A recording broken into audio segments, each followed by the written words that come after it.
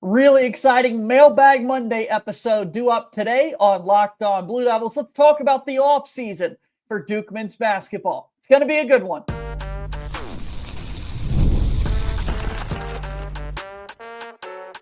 You are Locked On Blue Devils, your daily podcast on the Duke Blue Devils.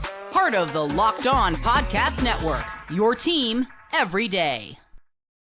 Hello, everybody. Welcome into another episode of the Locked On Blue Devils podcast. My name is JJ Jackson. It's so great to have you here with us today on Monday, June 16th, 2025. Locked On Blue Devils is your one-stop shop where we discuss everything going on inside the life of Duke athletics. We're with you each and every day, proudly a part of the Locked On Podcast Network, your team every day. I hope that everyone had a wonderful weekend. A happy belated Father's Day to all the Duke dads that are out there in the world. I want to say a happy Father's Day to my pops, who's such a big reason why I'm doing all the Duke things in the world that I'm doing here today. And I aspire to be more like you each and every day, Dad. So love you, man. Happy Father's Day. Let's get into it. It's Mailbag Monday today on the show. You guys were great in sending out questions to us via email, lockedonbluedevils@gmail.com. Had a couple on social media that we got. And then also, for the first time, we asked for questions on YouTube, and a couple of folks were able to give us some questions there. So I'm excited to do all that with my good friend Ben McCormick from Duke Wisdom, who's going to join us on the show here today. If you have not done so already, please be sure to follow and subscribe to Locked On Blue Devils for free, wherever it is that you get your podcasts. Leave us a 5-star rating and written review, and you can watch the show each and every day on YouTube. Like this video, share it with your friends as we continue to grow this Locked On Blue Devils community. So without further ado, we'll bring him on into the show. The aforementioned Ben McCormick is here with me. Hope that you had a great weekend, Ben. I hope that the summer is going well, man. We're kind of, in this dead portion of the calendar where it's a lot of reflection on what happened last season and preparation for what's to come in the upcoming year. Hope you're doing well. Yeah, man, I'm doing all right. Thanks for having me, JJ. Okay, well, I want to kind of get after it, man. I want to dive into some of these great questions that we got, and we'll just get right to it. So Steve sent us an email, again, lockedonbluedevils@gmail.com, and asks us, who is your favorite transfer Duke men's basketball player that's ever been signed? Ben, truthfully, I feel as though I have a different answer to this question depending on what day of the week it is. But this is a good question here from Steve. You lead us off. Yeah, so this is a good question. I feel like it's almost it feels different to have anybody pre this modern transfer portal Right. versus the guys that are coming in now. It feels like two totally different worlds. I think my answer to this question is, if I were restricted to the current portal, it'd be like Sion James, Ryan Young. I love those two guys. Love what they did on the court, the hustle they showed. But I'm not going to cheat. I'm going to give the full answer. That's what he asked, and it's Seth Curry. Seth Curry, absolute dog. You talk about getting a guy from Liberty, 20 points per game. He's got so much pressure to live up to. Goes to the highest level program of any of the Currys, and he balls out, man. Just the building he went from year to year to year. And that's something that I feel like you don't get a lot nowadays in the transfer portals. You don't get a guy that's building with you for 4 years. For one of those years he had to sit out, which I'm glad the redshirt thing's gone now. But the other 3 years, to build, to get into the starting lineup, then becoming an all ACC level player by his senior year, and becoming the level of player that has broke through and played in the NBA now for going on 13 seasons. I love Seth Curry, and I think he's probably the best player to transfer into Duke all time. Yeah, much love to Rashawn McLeod or Dante Jones, Theo John recently. You could talk about somebody like Rodney Hood even for what he was going to be able to do.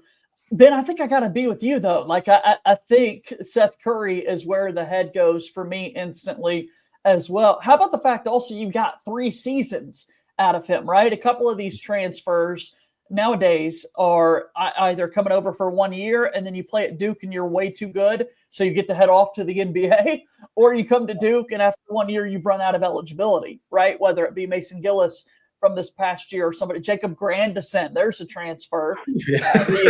There's one pulling from the Rolodex. But the fact that we got 3 playing seasons from Seth Curry, the family that he comes from is incredible with itself, right? So Duke is now connected to the Curry family. Yeah, I don't know how there's another answer other than Seth Curry. Man, these days you don't even know if you're going to get a season from a Right. transfer. Look at Cedric Howard. You don't even know if you're going to get a year out of him. Yeah, no doubt about that. All right, that's our thoughts. Let us know in the comments down below if you've got a different kind of favorite transfer for Duke basketball. What is the ceiling for this freshman class? That's the next question that we got here from Mark. Mark sent us an email. What is the ceiling for this Duke basketball freshman class? I think for me, with this upcoming season in mind, knowing that this class is headlined by Cam Boozer, it's harder to put them ahead of the class that just finished, right? When you've got 3 lottery picks out of the freshman class. But I still think the sky is certainly the limit for what we're about to see out of this group. Yeah, I think this is an interesting question, right? Because it's like, what is the ceiling? Some of these guys are going to be here longer than others. So they kind of carry that tradition on from the class a little further. I kind of think about I think it was the class of 2019, Vernon Carey, Wendell Moore, Matt Hurt. Like, what did they do that first year collectively? Not a ton. What did they do that second year? Not a ton. But eventually, Wendell Moore is becoming the second best player on a Final Four team. So when you look at this class, I think they'll accomplish more as individual pieces than they will maybe as a collective unit this year. I think the ceiling for this team is being a Final Four team probably. But I think, maybe Jimenez is still there. Maybe Caden Boozer's still there 2 to 3 years from now. And then the ceiling's being one of the best players on a national championship team, potentially. Yeah, no, I forgot about that 2019 class, man. Yeah, that, when you think about, boy, Vernon Carey, what I wish we would have been able to see an NCAA tournament from him, right? Mm-hmm. And then Matthew Hurt did have that great sophomore season before going off to the league. But, yeah, this season, depending on how productive the freshmen are right out of the gates outside of Cam Boozer, it does kind of feel like, to your point, the payoff might be in the years to come and not necessarily when they are freshmen. Yeah, absolutely. All right, well, let's go ahead and we'll step aside. We'll take our first break here on today's episode of Locked On Blue Devils. On the other side of this break, we'll continue with more of your questions on this Mailbag Monday. All right, Locked On Blue Devils here today is brought to you by our friends over at Game Time. There's nothing like the NBA playoffs, and right now we're in the NBA Finals. The intensity, buzzer beaters, and fans losing their minds. It's the kind of atmosphere you must experience live, and this year's matchups are already delivering. If you want in, Game Time makes it fast and easy to get seats, even for the biggest games. Prices on the app actually drop the closer to tip-off, and with killer last-minute deals, panoramic seat views, and no surprise fees, Game Time is a total game changer. I love that you get the seat view before you buy. There are no surprises. You know exactly what you're going to expect to see when you get to the arena. The app makes it ridiculously simple to use. 2 taps and you're done. We've got Game 5 of the playoffs tonight between the Pacers and OKC. And then later this week, we will see Game 6 play out there in Indy. So go check all of it out. Take the guesswork out of buying tickets with Game Time. Download the Game Time app, create an account, and use code LOCKEDONCollege for $20 off your first purchase. Terms apply. Again, create an account and redeem code LOCKEDONCollege, LOCKEDONCOLLEGE for $20 off. Download the Game Time app today. Last minute tickets, lowest price guaranteed. Game Time is a proud sponsor of Locked On Blue Devils.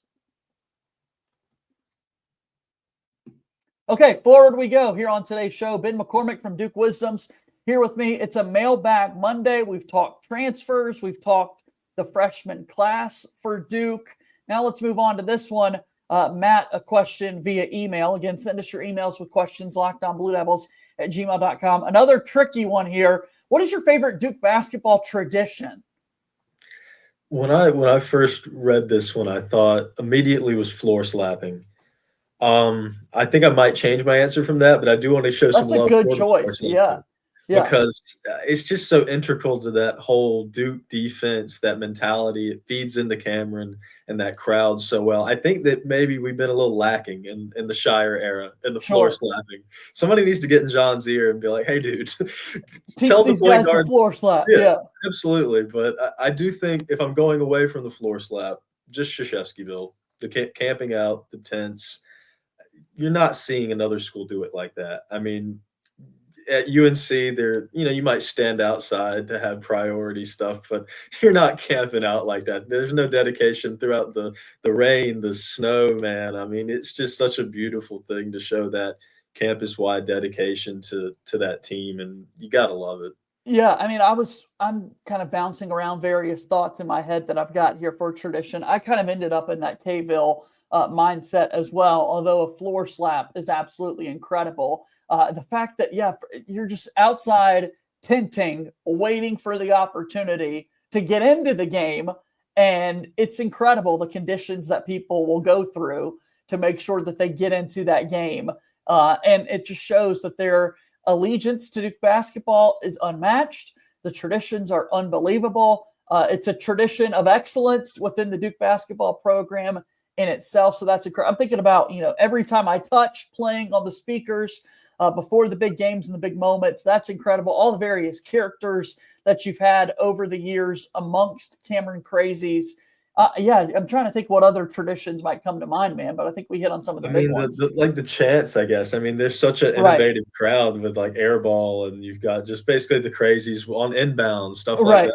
Well, even the fact you've got these, the cheer sheets that come out, and it's, a rap sheet of not the most lovable things about the opposition to try and get in ahead of the opponent. Like everybody within Cameron Indoor Stadium truly takes ownership in being a part of game day and trying to have an impact on the game that plays out. Even, shaking the hands to the inbounder.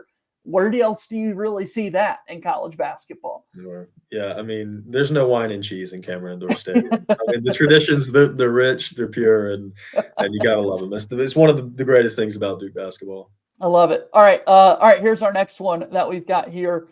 Thanks for that question, Matt. We've got another one via email from Cooper. Who needs to improve the most over the summer? That was a question we got via email.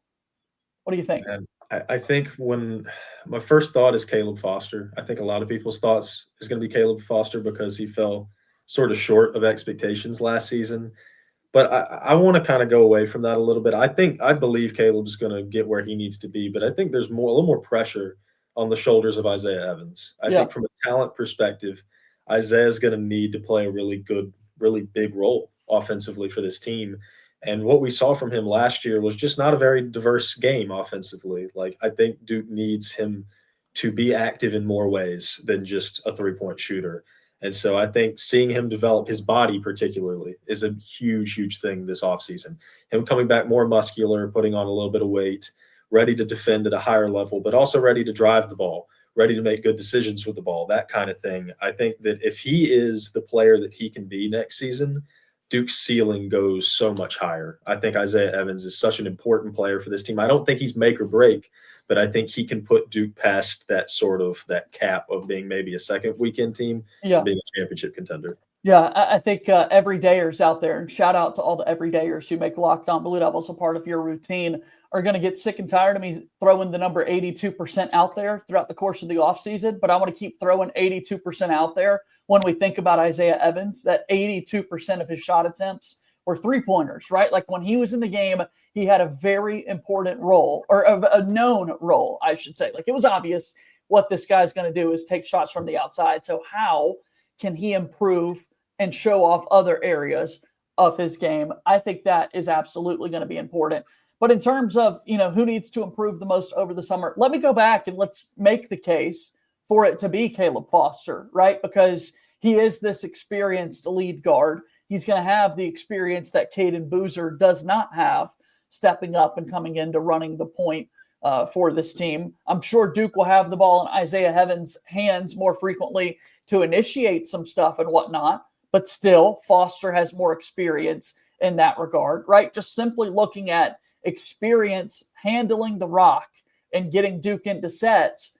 This is the biggest responsibility that Caleb Foster is walking into so far in his career. And I think it's pivotal that he step his game up. I think he will, but I do think he's got to, if Duke wants to, make another deep run and ultimately try and win a national championship. I think there's an argument outside of those two guys for it to be Patrick Gongba as well. Okay. I think everybody collectively agrees that he's going to step up. I don't see a lot of people doubting Pat. And I think it's because of what we saw at the end of last season. But, I mean, ultimately, he didn't play a massive amount of minutes last year, and he really does need to be a really strong center for this team. When you consider kind of the injury proneness, Yeah. I suppose, of him and Malik Brown. So it's like, what if Malik gets injured? Then you're really, really, really leaning on Pat to be that interior presence. I think he's going to step up into that role, but he does need to make some improvements in certain areas. Yeah, I mean, let's give the Gongman, 10 and a half minutes per game. He played 30 of the 36 games for Duke, but several of those games, it was just 3 or 4 minute stretches, right, that he's in. And you're right. That is a guy that I'm really high on going into this next year, but you can't have, freshman year Pat Gongba be what shows up this upcoming season, or Duke's really going to feel a shortcoming there. There's no Cooper Flag on this team. There's no Kaman Malawach on the interior as well. A lot of high expectations on a true freshman in Cam Boozer, who's going to be as good as advertised, but still that in some ways can only take you so far. One man can't get the job done by himself. Absolutely. Yeah. Big time stuff there from this Duke basketball team, and excited to see what they do in the days and weeks to come. All right. We're due for one more break here on the show today. And then when we come back, we'll answer a couple of more questions on this Mailbag Monday episode of Locked On Blue Devils.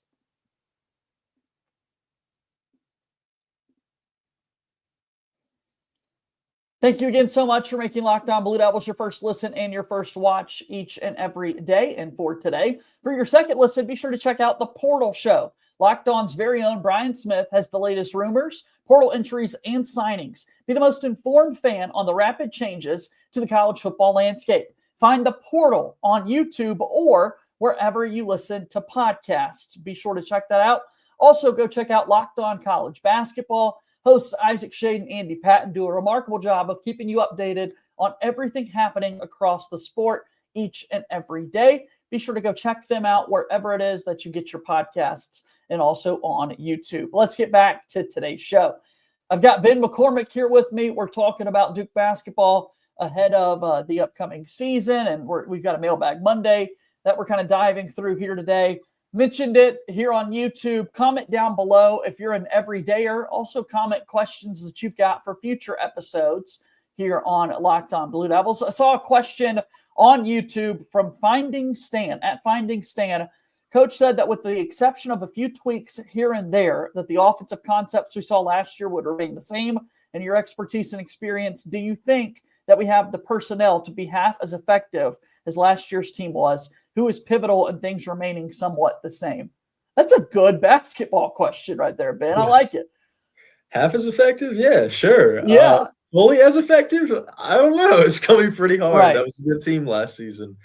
Who's going to be pivotal and things remaining the same? I think a lot of ball handlers. I think what the last year's team had going for it was, while, maybe at the beginning of the year, Caleb Foster didn't show up as the point guard. What came of that was being this sort of ball handling by committee. You didn't necessarily have a full-time point guard. You had Sion James doing it sometimes, Knipple doing it, Flag doing it, Proctor doing it, then Caleb Foster still doing it sometimes as well. I think you're going to need some of these backcourt players that don't traditionally play point guard. You're going to need them to be comfortable handling the ball, setting up the offense. So that's Isaiah Evans. I'm looking at him. Caden Boozer obviously is comfortable with that. I think Foster's comfortable with that. But when you talk about Evans, maybe even Haminia potentially could step into that. He's got the passing IQ to do it. So guys like that being comfortable in a role like that. I think Gongba steps in pretty easily to that kind of rim running big. He's going to be a lob threat like he was at the end of last season. Cameron Boozer being as versatile and as magnetic of a force as Cooper Flag was is important to free up shooters. And I think that's kind of the third point I want to make, that they need the shooters. What last year's team had was really, really high-quality three-point shooting. So obviously you got Isaiah Evans, but then you're going to need Haminia. You're going to need even Caden Boozer. You're going to need some other guys, Darren Harris, to come and step up. And they need to be able to make those threes to open up those lanes, those dribble drives and pass outs, those lob threats. For that offense to remain similar to what it was last season, you need to be able to hit threes. You need to have ball handlers who are comfortable switching positions. and you need to have that rim runner. And I think they've got the rim runner for sure. Yeah, no doubt about that. Well, I'm excited to see that Cam Boozer do some rim running this next season and see what type of plays he can make, both from the outside and really playing above the rim and that sort of thing. Looking at offense, though, at the end of the day, it's simple. Score the basketball, right? Like it's got to go in the net, in the bucket. And Duke was so good shooting the ball last year that I think if you want to be as successful, that part of it has to be. I think Duke is going to be able to generate some open and clean looks. But just because you generate a wide open shot doesn't mean you're making it. You've got to have those guys step into it confidently and make the shots, because so many of those shooters last year, Knipple, Proctor, Flagg, aren't on the team this upcoming season, right? So, can Isaiah Evans continue to shoot it at such a great rate that he had a season ago?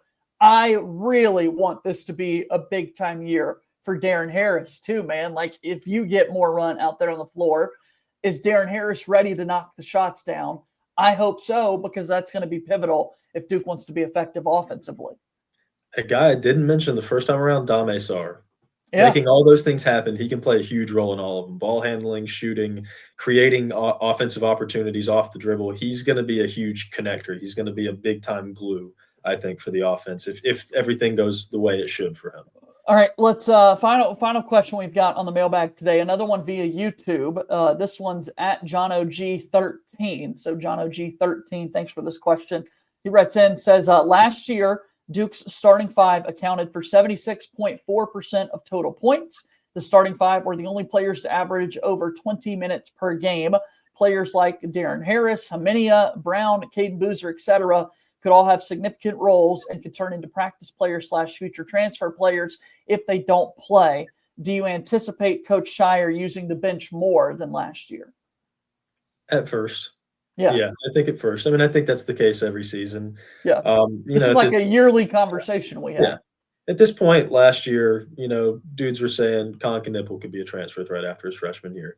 Now he's a top 3 pick threat, in the NBA draft. So, it's hard to project that kind of thing. But I think what's easy to project is that you're going to have a little bit larger of a rotation in November, and it's going to dwindle down a little bit. And the guys that are going to play 20-plus minutes are going to gravitate toward being full-time starters. And that's probably going to be the case for this team. I expect it to be sort of a similar minute distribution to last season with certain tiny exceptions. Yeah, and Ben, even looking at last year's team, because it feels like a yearly conversation that we have early in the season. You're going to give guys an opportunity to play. You're going to feel it out, see what lineups work, and then start to shorten the bench. I think last year, Coach Scheyer and his staff did a much better job we were really deep into the season before it shrunk, right? And then also we were deep in the season and things were still shifting. Like it wasn't so set, we don't see Caleb Foster play at all in the final home game of the season against Wake Forest. And then days later, the last regular season game against North Carolina, you can argue Duke doesn't win if Caleb Foster's not out there making 100%. The plays that he had. So, I really want to give the coaching staff some love for how they managed the bench a year ago. And clearly it worked because nobody transferred. They've got the right guys in there that they were happy with what they were told after the season, what they experienced this past year, and want to run it back another season. Whether those deep bench players' minutes are consistent or not, I think they have a similar thing from last year where they can survive injuries. They have depth at every position where it's like if a guy goes down, you don't have to go, season's over. I mean, unless that guy's Cameron Boozer maybe.